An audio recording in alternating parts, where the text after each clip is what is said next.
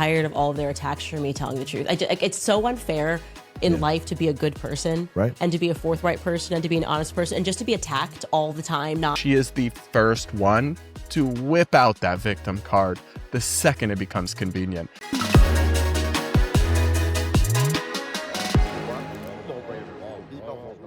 We've got to check in with our favorite conspiracy-brained podcast star, Candace Owens, who, of course, still calls herself conservative, but is a little bit all over the place intellectually and ideologically these days.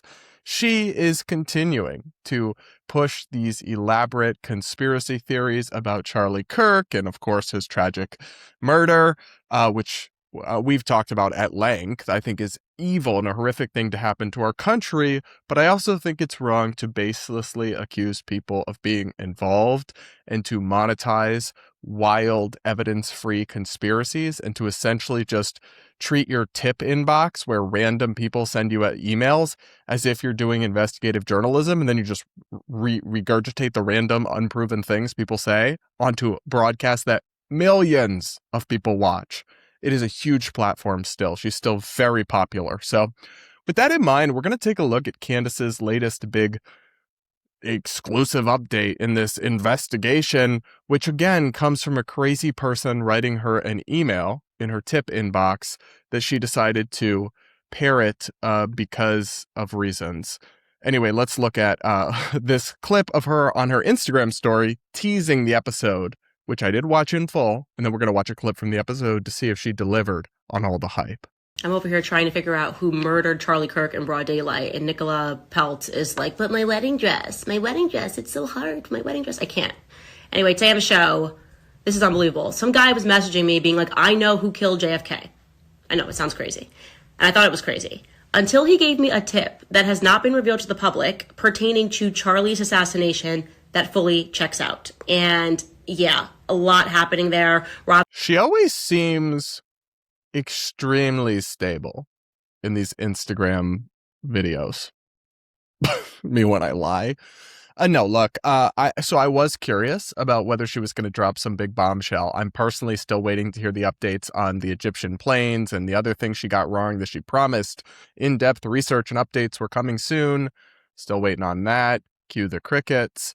But anyway, so she has this big bombshell, and I went and watched it, and I kept waiting for her to deliver, and I was kind of blown away as well by just the extreme accusations she was just repeating while acknowledging she had no proof. But I guess I wasn't really blown away because that's part of what she does now. Anyway, I put together a clip from this part of the episode. The episode had multiple parts in it, and this was just one section with these claims from this person that emailed her.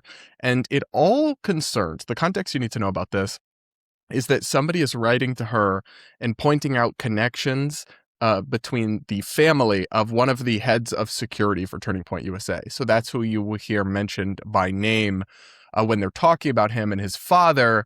And then it goes to pretty wild places pretty quick. Let's start listening. I'd imagine that I get a lot of emails, some of which are a little less than sane. I will say that. That's putting it mildly. I want to pause on that. I'm sorry to pause her so quick because she just started yapping. But I would love to know what the emails and tips Candace gets. Candace Owens, who has never seen a conspiracy she did not love and embrace, what are the ones she gets and thinks, wait, this person's crazy? Because those have to be absolutely insane if it's too far for her. Anyway, just a thought. It's putting it mildly. And there was this one guy who was emailing me consistently saying that, first and foremost, he knew that Charlie was going to be assassinated, all sorts of things that immediately made my eyebrow raise, obviously. For example, he said that he knew who killed JFK. A group of people, he said, killed JFK. All right, buddy, that's what I was thinking, I'm sure. He said that the families of those who had orchestrated the murder of JFK, corrupt cops, mafia members, I believe, obviously, that, yeah, they were a part of the ensemble. But he said that those same families were also involved in the assassination of Charlie Kirk, a group of Texas boys. I'm like, right, sure, got it, not answering this. So then he starts emailing me in another inbox, and he says something to the effect of, I see that you have tunnel vision and all you care about is Charlie Kirk's assassination. So why don't I tell you about how that worked so that maybe you will begin to see the bigger picture here? So this should have been a red flag for Candace, that this guy was desperately trying to get her attention and immediately went to, once she didn't bite on his initial crazy claim that the families involved in JFK being killed, which of course there's no evidence for any of that, but like were also involved in Charlie Kirk's death, and she wasn't paying attention to him. It then so happens that he perfectly knows something that connects to what she is interested in. In the mind of a discerning person, that would be a red flag, that this is a crazy person trying to get your attention, not trying to convey a truthful or reality-based insight. But for Candace, she was like, oh no, I got to hear this. Which is just, she's just so remarkably gullible. But anyway, guys, we're going to keep watching because we haven't gotten to the crazy part yet, the truly crazy part yet. But do make sure you're subscribed if you aren't yet. Do hit the like button while you are at it.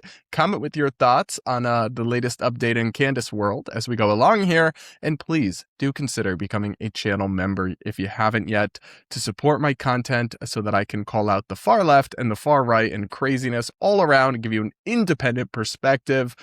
Without pandering to the partisan YouTube algorithm. It's really easy to make it big on here and make millions of dollars if you just only spew Team Red or Team Blue propaganda, but I don't do that. So I need your support to ramp up our operation here and bring you more independent analysis. You will also unlock early access to ad-free, full-length episodes of the Brad vs. Everyone podcast. Hit the join button or check out the link in the description or pinned comment to become a member now.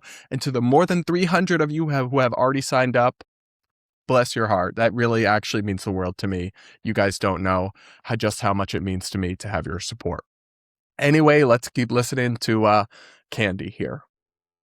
And he says, and I'm going to put in a very strong allegedly here because I don't have any proof of this, but it's relevant that I tell you this to get to the part where I do have proof of what he's saying. All right, we should just pause on that for a second.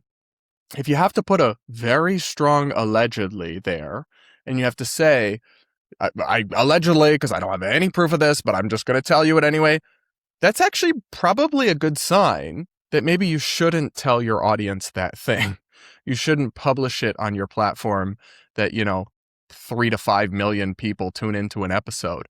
That's how like a responsible political commentator would think that, oh, if I have an outlandish accusation that is being made against somebody, I'm not going to amplify it devoid of any evidence or on the record accusations or anything. That's how normal people operate. Then there's Candace. Let's watch. Proof of what he's saying. He says that allegedly all of the bought and paid for cops throughout America are a part of what's known as the cattleman's ball, colloquially, the cattle baron ball, which he claims is just one big, massive money laundering operation from Israel to buy off cops here in America. He claims that he was a part of it, by the way. So basically, this guy's implicating himself in a crime. Now, again. So I want to explain this a little bit in case you. So this thing she's referencing is a charity operation that police do, and I believe it's a cancer fundraiser. And Candace has just alleged, and she acknowledged that she has no evidence for this and cannot verify it, but she decided to put it out on her platform anyway, that cops all across America are bought off by Israel through a fake charity that fakes treatment to help cancer patients. That seems like a pretty extreme accusation to lob at law enforcement officers who, for most people, view as worthy of respect because of the job that they do. That is certainly not above criticism, but can obviously serves an important role and requires bravery. And you probably shouldn't accuse them of being involved, of being bought and corrupt and being involved in vast international conspiracies based on a random schizo-sounding email you got in your inbox that you admit you have no evidence for. Call me crazy, but that's seems wild to me. Just because, and she's about to get to this, she says it's fine to do this. It's fine to amplify all this unproven nonsense because another thing he mentioned to her, she was able to verify, which we'll talk about that as she gets to it. But that thing is not even particularly significant or notable. But then, like, well, why not just mention that? The fact that somebody makes one claim that checks out doesn't mean you should just uncritically parrot all their other outlandish, extreme, unproven claims. Y'all are going to have to tell me if I'm the crazy one here. Because Candace and her army of fans will swarm my comments on different platforms, and they make me feel like I'm the crazy one.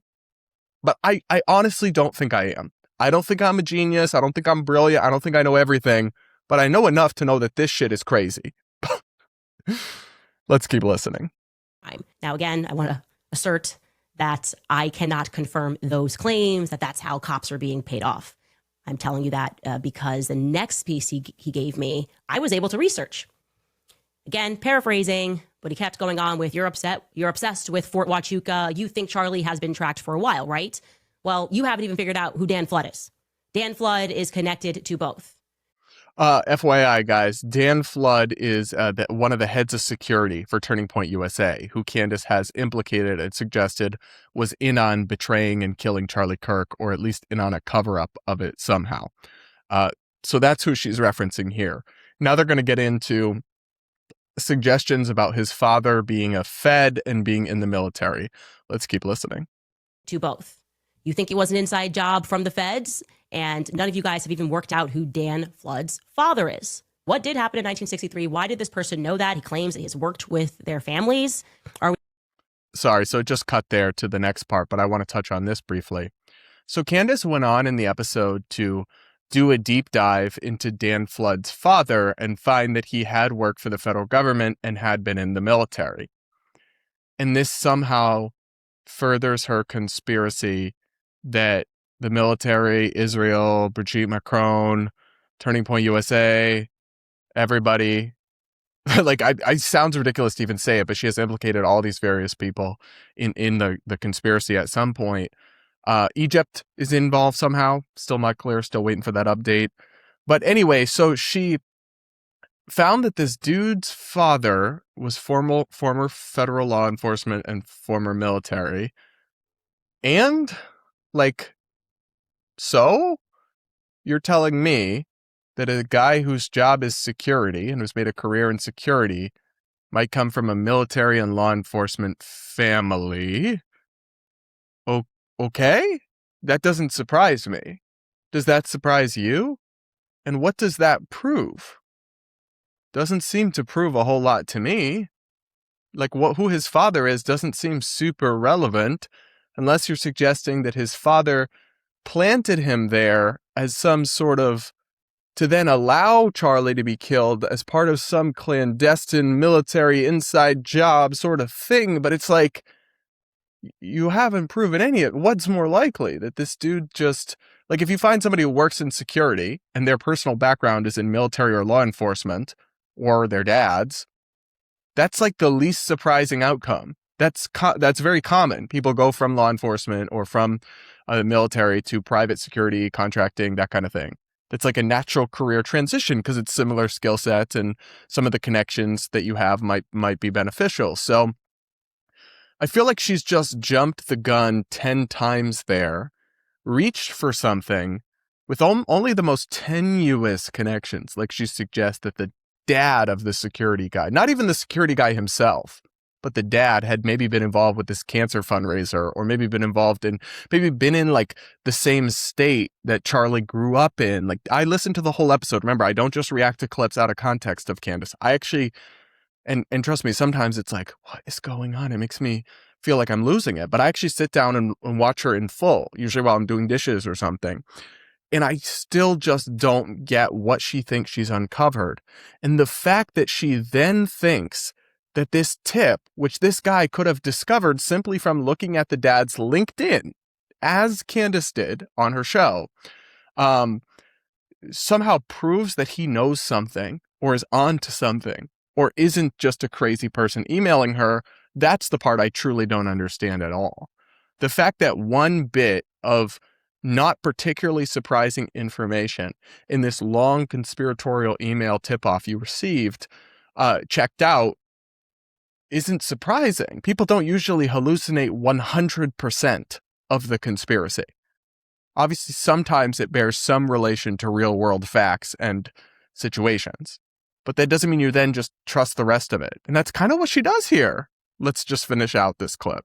Please, are we expected to believe that the feds are meaningfully investigating the feds? How does that work? As a hypothetical question, if Dan Flood and Brian Harpole were actually guilty of organizing Charlie Kirk's assassination, again, this is hypothetical, do you believe that the feds would turn them over? I'm thinking they wouldn't. And that was kind of the point of what this person was saying to me. It's like, this corruption goes back to Dallas in the 60s. There's nothing that anybody can do. I love how we started out with her acknowledging that she has no proof for any of the stuff he's saying about JFK. But then by the end, she's implicitly saying, see, he's on to something. He was right about that. But actually, I find this idea, would feds investigate feds? Of course not. Actually, kind of laughable, because feds regularly investigate, prosecute, and lock up feds. There are members of Congress, there are senators who have been investigated by the FBI and the Department of Justice, prosecuted for crimes, including sometimes by the DOJ under their own party, and sent to jail.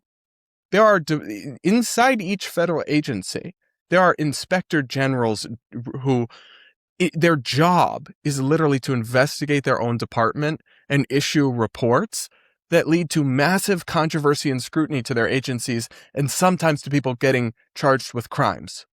Sometimes feds investigate feds, actually. Like, that's not the crazy thing that Candace makes it out to be. And even if it was, obviously, I wouldn't expect just the CIA to police the CIA and no other oversight needed.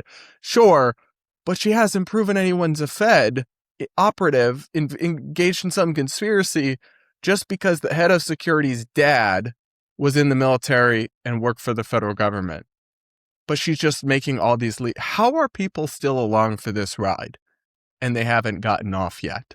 That's the question. And then, one of the things I hate most, whether it's on the left or the right, is victim bullshit. And Candace, in another clip from one of her recent episodes, she played the victim in a way that I found truly execrable. Honestly, listen to this. He pissed me off today. I'm just tired of all of their attacks for me telling the truth. It's so unfair in life to be a good person, right, and to be a forthright person and to be an honest person, and just to be attacked all the time, nonstop, with news stories being concocted out of thin air, like light conversations. Oh, it's a rant. It gets to a point where you're going, okay, you guys are terrible human beings, and we now need to figure out why. Anyways. Oh my gosh. Candace really thinks she's only getting attacked for telling the truth, not for all the elaborate conspiracies she's made, the many factually false claims she's made that have been debunked, like her stuff about the Egyptian planes, like her interview with CNN, where she thought they were text messages, or she thought they were Discord messages, but they were actually text messages, and this was very clearly in the indictment. She hadn't even read or understood, at least. So yeah, Candace, people have lots of legitimate criticisms of you, and you're not just an innocent victim who, people are so mean to me for no reason. I'm just trying to discover the truth. Actually, you're accusing people without evidence of being involved in the murder and cover-up, supposedly, of the death of one of their dear friends. Yeah, people are going to be upset by that. They're going to push back. They're going to call you out for doing that, and you're not somehow a victim. And it's funny because Candace Owens is somebody who made her career mocking snowflake victimhood politics. And I probably agree with a lot of her criticisms of that stuff, but she is the first one to whip out that victim card the second it becomes convenient. And I find that just absolutely despicable and dishonest. But what do you guys think? Are y'all still somehow Candy fans? I really am curious. I do want to hear from you. Make sure you're subscribed. If you aren't yet, do hit the like button. And again, please consider becoming a channel member to support my work. It's the best way to help me grow and expand my content operation, call out the far left and the far right from an independent point of view, and you will unlock access to early access, ad-free, full-length episodes of the Rad vs. Everyone podcast. Hit the join button or check out the link in the description and all of that.